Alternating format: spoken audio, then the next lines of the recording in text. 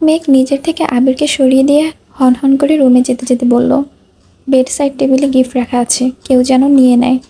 অনেকক্ষণ পর মেঘের মুখে কথা শুনে আবিরের ঠোঁটেও হাসি ফুটল। এই বয়সে এসেও বউয়ের সাথে এমন পাগলামিতে জড়াতে হবে বিষয়গুলো ভাবলেই তার হাসি পায়। তবুও এখন বউকে মানানোর তার অতি গুরুত্বপূর্ণ কাজ, তাই গেল মেঘের পিছু পিছু। বেড সাইডে টেবিলে তাকিয়ে দেখলো সত্যি সত্যি গিফট বক্স রাখা। মেঘ বাহিরে চলে যাচ্ছিল, আবির বড় বড় পায়ে ওর সামনে গিয়ে আচমকা করে তুলে নিল, অতঃপর বিছানায় এসে বসিয়ে দিল। তারপর বলল, গিফট নিজে খুলে দেখাও, কি আছে এর ভিতরে। মেঘ ফুঁস করে দীর্ঘ শ্বাস ফেলে অন্যদিকে তাকিয়ে বলল, আমি পারবো না, নিজে দেখে নিন। আবির তবুও গিফট বক্সটা মেঘের হাতে তুলে দিল। মেঘ জানে এটা না দেখানো পর্যন্ত আবির তাকে ছাড়বে না, তাই নিজেই খুলে বক্সের ভেতরে থাকা একটা সুন্দর ঘড়ি বের করলো। আবির ঘড়ি দেখে হাত বাড়িয়ে বলল, পরিয়ে দাও। মেঘ পরিয়ে দিতে দিতে বলল, অফিসে এত স্মার্ট হয়ে যাওয়ার কি আছে? এখন থেকে আয়রন ছাড়া কুচকানো শার্ট পরে যাবেন, কম দামি ঘড়ি পরবেন, সানগ্লাস তো ভুলেও চোখে দিবেন না। আবির চোখ বড় বড় করে তাকালো। এই বয়সে এসেও বউ তাকে নিয়ে এত জেলাস ফিল করে ভেবে ঠোঁটের কোণে হাসি ফুটে উঠল। পরের দিন সকাল 10টা। রাকিব গতকাল অফিসে আসেনি। রাসেল জানিয়েছে রাকিবের নাকি হালকা জ্বর হয়েছে, কিন্তু আবির খুব ভালো করেই জানে তার বন্ধুর অফিসে আসার না কারণ। সকালবেলা অফিসে ঢুকে রাকিবকে নিজের কেবিনে ডেকেছে আবির, কিন্তু বেলা 10টা বেজে গেল, ওর কোনো খবর নেই। তাই নিজেই গেল রাকিবের কেবিনের দিকে। যেতে যেতে অনেক স্টাফরা সালাম দিল। গতকালকে এতগুলো মেয়ের চাকরি নট করার ঘটনায় সকলে খুব আতঙ্কে আছে। এই প্রথম তারা আবিরের রাগ দেখেছে। কখনো কারো চাকরি চলে যায়, সেই ভয়ে গতকাল থেকেই এখন পর্যন্ত অফিসে অনেক শান্ত। আবির অনুমতি ব্যতীত রাকিবের কেবিনে ঢুকে রাকিবের কলার চেপে ধরল। আচমকা কাজে রাকিব হকচকিয়ে তাকালো, অতঃপর ভয় পাওয়ার অভিনয় করে বুকে থুতু দিয়ে বলল, কিরে, সকালবেলা বউয়ের হাতের কফির সাথে কি ম্যানার্স গুলিয়ে খেয়েছিস? এভাবে এসে কলার ধরছিস যে? আবির রাগে কিটমিট করতে করতে বলল, চেয়ার থেকে উঠে আয়, তোকে আজ আমি ম্যানার্স শিখাবো। রাকিব একটু ভাব ধরে আবিরের দিকে তাকালো, অতঃপর আচমকা ওর হাত ঝাড়া মেরে চেয়ারের পিছনে গিয়ে দাঁড়ালো আর হাসতে হাসতে বলল, মেঘবতী কি দিয়া পিটাইছে রে দোস্ত, তোর কি খুব লাগছে? ওর কথা শুনে আবির আরো বেশি রেগে গেল। ধাওয়া করলো রাকিবকে ধরতে। রাকিব ও আবির পুরো কেবিনে ছুটোছুটি করছে। আবির বারবার বলছে রাকিবকে দাঁড়াতে, কিন্তু রাকিব ছোটাছুটি করে পুরো কেবিন এলোমেলো করে ফেলেছে। কেবিনের মধ্যে এত গোলমাল এর শব্দ পেয়ে একজন স্টাফ গিয়ে রাসেলকে খবর দিল। অন্য কারো কেবিনের ভেতর ঢোকার সাহস নেই। রাসেল এসেই রাকিবের কেবিনে ঢুকে দেখলো পুরো রুম কাগজপত্র ছড়িয়ে ছিটিয়ে আছে। রাসেলকে দেখা মাত্র রাকিব ওর পিছনে গিয়ে দাঁড়ালো। হাঁপাতে হাঁপাতে আবিরকে বলল, এইবার থাম ভাই, আমাদের বয়স হয়েছে, এই বয়সে এত ছোটাছুটি শরীরের জন্য ক্ষতিকর। আবির দাঁতে দাঁত পিষে বলল, সেটা তোর আগে মনে ছিল না? তুই তো শালা হিটলারের ছোট ভাই। এই বয়সে আমার সংসার ভাঙার শখ হয়েছে তোর, তাই না? রাসেলের পিছনে দাঁড়িয়ে রাকিব দাঁত গিলিয়ে হেসে বলল, তোর সংসার ভাঙবো না রে ভাই, বউ রাগ করে আর যাবে বা কই, বাপের বাড়ি তো একটাই। ওর কথা শুনে আবির তেলে বেগুনে জ্বলে উঠল, বলল, আমার বউ রাগ করে বাপের বাড়ি যাওয়ার লাগে না, সে আমার খেয়ে আমার পরে আমার রুমে থেকে আমার উপর লাঠি ঘোরাতে থাকে। ওর কথা শুনে শুনে না চাইতেও রাসেল ফিক করে হেসে দেয়। বিপদ বুঝতে পেরে ঠোঁটে আঙ্গুল দিয়ে বলল, সরি দোস্ত, হাসতে চাইনি, কিন্তু বেরিয়ে গেছে। আবির রাগে কটমট করতে করতে বলল, তুই সামনে থেকে সর, আগে তোর পেছনেরটার ব্যবস্থা করি, পরে তোকে দেখে নেব। রাকিব রাসেলের কানের সামনে মুখ নিয়ে ফিসফিসিয়ে বলল, এবার বাঁচিয়ে দে ভাই, তোর এই শুক্রবারে এক কাপ রং চা ট্রিট দেব। রাসেল কপাল কুঁচকে বলল, তুই আর মানুষ হলি না, ছোট ছোট লোকি কারবারের করা বন্ধ কর, ভালো কিছু ট্রিট দে, তাহলে বাঁচিয়ে দেব। আবির এবার আবারও তেড়ে আসতে চাইলো, ঠিক তখনই রাকিব রাসেলের পেছনে দাঁড়িয়ে রাসেলকে অনবরত বলতে লাগলো, দোস্ত, তোর কাচ্চি খাওয়াবো, তাও এই যাত্রায় বাঁচিয়ে দে। রাসেল এবার দাঁত কেলিয়ে সন্তুষ্টিপূর্ণ হাসলো, অতঃপর আবিরের দিকে তাকিয়ে বলল, ছাইড়া দে বন্ধু, ও আমাদের বন্ধু মানুষ, তাই একটু দুষ্টমি করেছে। আবির এবার গম্ভীর মুখে রাসেলের দিকে তাকিয়ে বলল, ছাড়তে পারি, শর্ত আছে। রাসেল ও রাকিব চোখ বন্ধ বড় বড় করে ওদের দিকে তাকিয়ে আশ্চর্য কণ্ঠে প্রশ্ন করলো, আবির চোখ মুখ শক্ত রেখে বলল, ওরে বল শুক্রবার তোর সাথে আমাকে এবং তানবীরকে ট্রিট দিতে। এমনিতেও বউর রাগ ভাঙাতে গিয়ে অনেক এনার্জি ওয়েস্ট করেছি। রাকিব এবার দাঁত কেলে হেসে দিল, বলল, আচ্ছা। বলে রাকিব এসে নিজের চেয়ারে বসতে চাইল, তখনই আবির ওর এক হাত পেছনে মুচড়ে ধরে পিঠে কয়েকটা হালকা পাতলা ঘুষি বসিয়ে দিল। রাকিব যতটুকু ব্যথা পেয়েছে তার চেয়ে বেশি চিৎকার দিল আর অনবরত বলতে লাগলো, জীবনে এমন কাজ করবো না বন্ধু, এবার ছেড়ে দে। ওর কাণ্ডে রাসেল মায়া হলো, তাই আবিরের থেকে রাকিবকে ছাড়িয়ে নিল। আবির এবার শান্ত হয়ে রাকিবের বিপরীত চেয়ারে বসলো। অতঃপর আবিরকে প্রশ্ন করলো, বাড়ির এখন কি খবর? মেঘবতীর রাগ কি কমেছে? আবির শক্ত চোখে তাকিয়ে বলল, কমেছে, কিন্তু অনেক কষ্টে। রাকিব আর রাসেল হাসলো। আবির তাকাতে ওদের হাসি নিভে গেল। এবার রাসেল আবিরের উদ্দেশ্যে বলল, তোর ছেলে মেয়ের খবর কি? আবির বলল, দুজনেই দেশের বাহিরে, ছেলে ফিরে আসতে এখনো অনেক সময় বাকি, কিন্তু মেয়ে ফিরে আসার কথা আর কয়েক মাস পরেই। রাকিব ভ্রু কুঁচকে বলল, ফিরে আসার কথা মানে কি? তুই তো আগেরবার বলেছিলি ওর মাস্টার্স কমপ্লিট হলেই চলে আসবে। আবির বলল, হ্যাঁ বলেছিলাম, কিন্তু আহিয়া সেদিন ফোন দিয়ে বলতেছে ওর নাকি আরও বছরখানেক লন্ডনে থাকতে চায়। রাসেল আগ্রহ কণ্ঠে জিজ্ঞেস করলো, কেন? তেমন কোনো কারণ জানায়নি, বলেছে আর কয়েকদিন পর জানাবে। ছেলে মেয়ে বড় হয়েছে, তারা তাদের সময় মতো আমাদের কারণ জানাবে, আমি তাদের জোর করতে চাই না। রাকিব খানিকটা ভাবুক কণ্ঠে বলল, আমার অবস্থা একই। ছেলেটা নিজের বিজনেস স্টার্ট করবে বলে অনেকগুলো টাকা নিল, কিন্তু আশানুরূপ কোনো ফল দেখতে পাচ্ছি না। কতবার বললাম আমাদের অফিসে জয়েন করতে, কিন্তু কথা শুনবে না। জেদ ধরল নিজে কিছু করবে, আর তাকে উস্কানি দেওয়ার জন্য তো তার মা আছে, সেখানে কি আর আমার কথা টিকবে? আবির রাকিবের দিকে তাকিয়ে বলল, রিহান নিজ উদ্যোগে কিছু করতে চায়, সেটা অনেক ভালো বিষয়। তোর উচিত ওকে সাপোর্ট করা।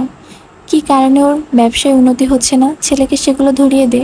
ওর বয়সে অল্প, হয়তো অনেক কিছু বুঝে না, তাই এমনটা হচ্ছে। রাকিব চিন্তিত কণ্ঠে বলল, ছেলেটা আমার সাথে তেমন কিছু শেয়ার করতে চায় না। সত্যি বলতে ওর দোষ দিয়ে লাভ নেই। ছোটবেলা থেকে আমার চেয়ে বেশি ওর মায়ের সঙ্গ পেয়েছে। আমি ব্যস্ততার কারণে ছেলেটার তেমন সময় দিতে পারিনি। এখন হঠাৎ করে এসব নিয়েও আমার সাথে কিছু শেয়ার করতে পারছে না। তাছাড়া অনেক বড় মুখ করে আমার কাছ থেকে টাকা নিয়েছে, বলেছে সঠিক সময় ফেরত দিবে। নিজের ব্যবসার অবস্থা ভালো না, হয়তো সেই কারণে আমার সাথে কথা বলতে ইতস্ত বোধ করছে। আবির সবটা শুনলো, তারপর কিছু একটা ভেবে বলল, তুই যদি চাস তাহলে আমি রিহানের সাথে কথা বলে দেখতে পারি। রিহান ইন্টেলিজেন্ট বয়, আমার মনে হয় ওর সমস্যাগুলো ধরিয়ে দিলে মুহূর্তেই সলভ করে ফেলতে পারবে। রাকিব স্বাভাবিক কণ্ঠে জবাব দিল, ঠিক আছে, আমি ওকে বলবো তোর সাথে দেখা করতে। দেখ তোকে কিছু বলে কিনা। ছেলেটাকে নিয়ে আজকাল বড্ড বেশি চিন্তা হয়। দুপুর 2টা, ভার্সিটির মাঠের এক কর্নার শহীদ মিনারের সিঁড়িতে বসে আছে 7জন ভবিষ্যৎ ডাক্তার। সবগুলো একসাথে বসে গল্প করছিল। হঠাৎ আশিকের পায়ের উপর একটা ঘাস ফড়িং এসে বসলো। আশিক সেটাকে 2 আঙ্গুল দিয়ে চিমটি দিয়ে ধরে নাজমুলের মুখের সামনে নিয়ে বলল, এই নে বন্ধু, এটার পোস্টমর্টেম কর। সাবধানে করিস, এটা কিন্তু তোর লাইফের ফার্স্ট পেশেন্ট। নাজমুল আশিকের হাত থেকে ঘাস ফড়িংটা নিয়ে মেয়েদের দিকে ছুঁড়ে মেরে বলল, এইটা মাইয়া পেশেন্ট, এইটার পোস্টমর্টম করতে আমার শরম লাগতো। তার চেয়ে ভালো এই কাজটা মেয়েদের মধ্যে কেউ করুক। ইতিমধ্যে ঘাসফড়িং গায়ে পড়ার মেয়েরা চিৎকার দিয়ে উঠে দাঁড়িয়েছে। ওদের কাণ্ড দেখে আশিক নাজমুল হেসে লুটোপুটি খাচ্ছে। সজীব ঠান্ডা কণ্ঠে বলল, একটা ঘাসফড়িং দেখে ভয়ে লাফ দিয়ে উঠেছে। এরা নাকি আবার গাইনি ডাক্তার হবে। এরা মানুষের পেট কেটে ভয়ে পেটের মধ্যে কেচি রেখে সেলাই করে দিবে, দেখিস।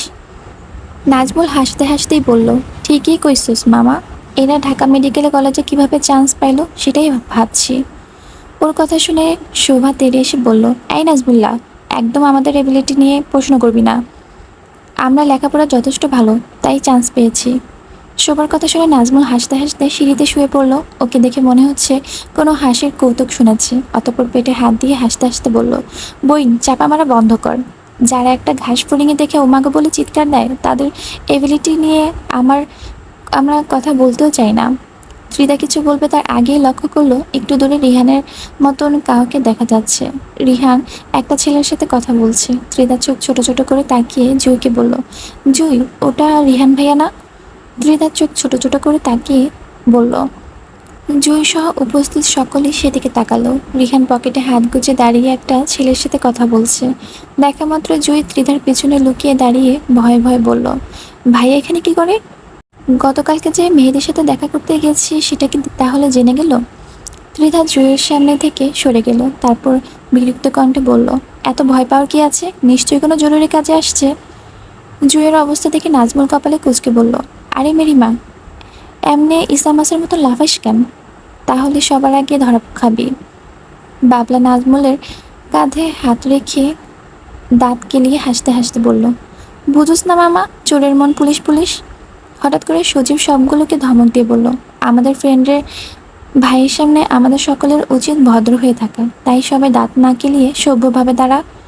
এবার শোভা সজীবকে সাপোর্ট করে বলল, সজীব একদম ঠিক কথা বলেছিস। জুয়ের ভাই মানে আমাদেরও ভাই, আমাদের উচিত ওনার সামনে ভদ্রভাবে থাকা, যাতে পরবর্তীতে জুইকে কিছু বলতে না পারে। বাবলা আশিক ওদের কথা শুনে ঠোঁটে আঙুল দিয়ে ভদ্র হয়ে দাঁড়ালো, কিন্তু নাজবুল ওদের কথায় বিরক্তিতে নাক মুখ কুঁচকে বলল, এত অভিনয় করতে পারম না বাল। আমি যা মানুষের সামনে তাই দেখাতে পছন্দ করি, এতে কারো পছন্দ হলে হোক, না হলে না হোক। এই কথা শুনে জুই অসহায় মুখ নিয়ে নাজমুলের উদ্দেশ্যে বলল, এবারের মতো চুপ করে যা আব্বা, ভাইয়ার সামনে আমার মান সম্মান খাস না। ইতিমধ্যে রিহান ওদের কাছাকাছি চলে এসেছে। রিহান ওদের সামনে এসে দাঁড়ানো মাত্রই ওরা সাতজনই সালাম দিল। রিহান সকলের সালামের উত্তর দিল। অতঃপর নাজমুল আশিক ও সজীবের সাথে হ্যান্ডশেক করলো। ত্রিধার মুখে মিষ্টি হাসি নিয়ে রিহানের উদ্দেশ্যে বলল, কেমন আছেন ভাইয়া? আলহামদুলিল্লাহ ভালো, তুমি কেমন আছো? আলহামদুলিল্লাহ আমিও ভালো আছি। অতঃপর রিহান সকলের উদ্দেশ্যে বলল, তোমাদের সকলের লেখাপড়া কেমন যাচ্ছে? সজীব মৃদু হেসে জবাব দিল, ভালো যাচ্ছে ভাইয়া।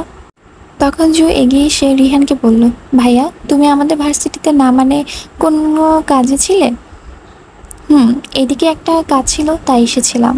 যাওয়ার সময় ভাবলাম তোদের একটু খোঁজখবর নিয়ে যাই। জুই আমতা আমতা করে বলল, ও ও ভালো করেছো ভাইয়া। এভাবে চোর ধরা পড়ে যাওয়ার মতন আমতা আমতা কেন করছিস? জুই কিছু বলার আগে নাজমুল বলল, বড় ভাই, আপনার বোনের ভেতর নিশ্চয়ই কোনো ঘাপলা আছে, ঠিক মতন খোঁজের খবর নিয়ে দেখেন। ওর কথা শুনে রিহান মৃদু হাসলো। অতঃপর নাজমুলের কাঁধে এক হাত রেখে বলল, তোমরা বন্ধুরা আছো তো?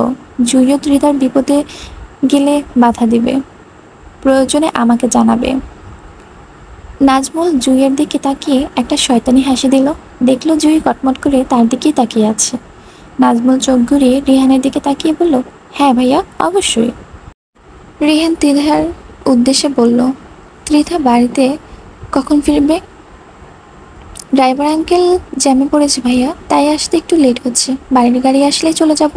ঠিক আছে, তাহলে আমিও অপেক্ষা করছি। তোমাকে বিদায় জানিয়ে জুইকে নিয়ে আমি ওর বাড়ির দিকেই যাব। না ভাইয়া, আপনার শুধু শুধু টাইম ওয়েস্ট করে দাঁড়ানোর প্রয়োজন নেই, বাড়ির গাড়ি চলে আসবে। ওর কথা শুনে রিহান মৃদু হেসে বলল, ঠিক আছে তাহলে আমরা যাচ্ছি, আবার দেখা হবে। রিহান ও জুইকে সকলকেই বিদায় দিল। ওরা দুজনে যাওয়ার পর সকলেই বড় একটা নিঃশ্বাস ফেলে আবারও মেতে উঠল নিজেদের আড্ডায়। নীল ত্রিধার উদ্দেশ্যে বলল, এই হ্যান্ডসাম ছেলেটা তোর কি হয় রে? ত্রিধা আচমকা উত্তর দিল, আমার দুলাভাই। নীল অবাক কণ্ঠে বলল, ফাজলামো করিস না, ওনাকে দেখে তো মনে হচ্ছে না উনি ম্যারিড। বাবলা আশিক হালকা গলা খাকারি দিয়ে নীলের উদ্দেশ্যে মজা করে বলল, এত চিরুনি তল্লাশি কেন নিচ্ছেন মেরিমা? আপনি কি ক্রাশ ট্রাশ খাইছেন নাকি বড় ভাইয়ের উপর? নীল কিছু বলার আগে ত্রিধা বলে উঠল, রিহান ভাইয়ার দিকে ভুলেও তাকাস না, উনি আমার আপুর পার্সোনাল প্রপার্টি। ওদের কথাবার্তা শুনে নাজমুল আচমকা ফিক করে হেসে দিয়ে বলল, আহারে, মায়েরা প্রেমের নদীতে পড়ার আগে সাগরে ডুবে গেছে। এই জীবন রেখে কি করবি নীল? এখনই যাইয়া বুড়িগঙ্গায় ভাসায় দে। নাজমুলের এমন ঠাস মারা কথা শুনে নীল রেগে মেগে বাড়ির পথে রওনা হলো। বাকি পাঁচ বন্ধু ওর অবস্থা দেখে পেট চেপে হাসছে। দেখতে দেখতে সপ্তাহ গড়িয়ে আজ শুক্রবার। খান পরিবারের সকলেই আজকে বাড়িতে। সকাল সকাল পুরো বাড়ি মেতে আছে আনন্দে। আদিবা পাপা, বড় পাপা, মেজো পাপা সবাইকে বাড়িতে পেয়ে সারা বাড়ি ছুটোছুটি করছে। সপ্তাহের এই একটা দিন আদিবা অনেক খুশি থাকে। এই দিনে ওর দাদুরা, পাপারা এবং ওর পাপা ত্রিধা বাড়িতে থাকে। আলী আহমদ খান, মোজাম্মেল খান ও ইকবাল খান একসাথে বসে চা খাচ্ছে। বয়সের ভারে আলী আহমদ খানের শরীরটা আজকাল ভালো থাকে না, তাই মালিয়া খান নিজেও রুম থেকে কম বের হন। শেষ বয়সে এসে এই দুইজন কপোত-কপোতির একসাথে গল্প করতে বেশি দেখা যায়। হালিমা খান ও আকলিমা খান মাঝে মাঝেই রান্নাঘরে এসে মেঘ, বন্যা ও রায়কে অনেক কাজে কর্মে শিখিয়ে দেন, তবে মেঘ ভুলেও ওনাদেরকে কোনো কাজে হাত দিতে দেয় না। ত্রিধা সকাল সকাল ঘুম থেকে উঠেই ছাদে গেছে। এটা তার প্রতি শুক্রবারের সকালের অভ্যাস। শুক্রবার সকালে ঘুম থেকে জেগে ছাদের ফুল গাছগুলো না দেখলে মনে হয় দিনটা সুন্দরই যায় না। পাপা, ও পাপা। আদিবার আদো আদো ডাকে আদি ভাইদের সাথে আলোচনা ছেড়ে মেয়েকে কোলে নিল। আদিবা তার পাপার গলা জড়িয়ে ধরে কোমল কণ্ঠে বলল, জানো পাপা, মাম্মা আমাকে বকেছে। তাই? কবে? আদিবা বলল, এই শুক্রবারে। আদি বলল, এটাই শুক্রবার হবে না মাম্মা, গত শুক্রবার হবে। কিন্তু আদিবা জেদ ধরে বলল, না, আমি বলেছি এই শুক্রবার, তাই এই শুক্রবার হবে। তাহলে কি তোমার আম্মু তোমাকে আজকে বকেছে? না, এই শুক্রবারে বকেছে। আদি মেয়ের কথার মাথায় হাত দিল। এই মেয়েকে এখন কি করে বোঝাবে? পাশে বসে আছে আবির ও তানভীর। আদিবার কাণ্ড দেখে ওরা দুজনই হাসছে। তখনই রাই এসে আদিবাকে নিতে চাইলো। ওর খাওয়ার সময় হয়েছে, কিন্তু আদিবা ওর পাপার গলা শক্ত করে জড়িয়ে ধরে আদো আদো কণ্ঠে বলল, পাপ্পা, মামামকে নানু বাড়িতে পাঠিয়ে দাও। মামা মামা শুধু বকে। ওর কথা শুনে উপস্থিত সকলেই চোখ বড় বড় করে তাকিয়ে আছে। আদি রায়ের দিকে তাকিয়ে বলল, মেয়েকে আরো বলো, কথা না শুনলে নানু বাড়িতে পাঠিয়ে দিবে। তোমার এই কথা শুনতে শুনতে আমার মেয়ের মুখস্থ হয়ে গেছে, তাই এখন তোমাকেই ওর নানু বাড়িতে পাঠাতে চাচ্ছে।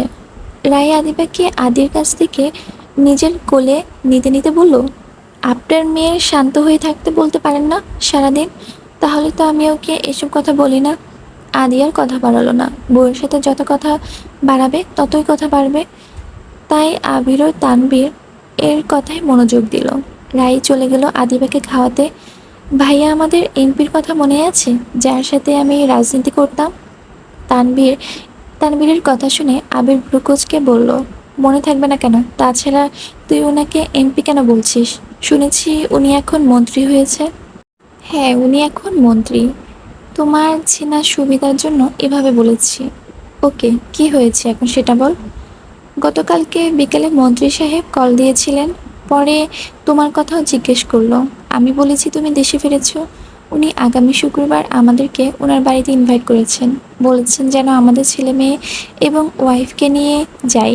আমি নিষেধ করেছিলাম, বলেছি আমরা দুজন গিয়ে এক সুযোগে ওনার সাথে দেখা করে আসব, কিন্তু উনি মানতে নারাজ। অনেক রিকোয়েস্ট করে বললেন সবাইকে নিয়ে যেতে। আবির মনোযোগ সহকারে পুরো কথা শুনলো, অতঃপর বলল, হঠাৎ করে সবাইকে নিয়ে ওনার বাড়িতে ইনভাইট করার কারণ কি?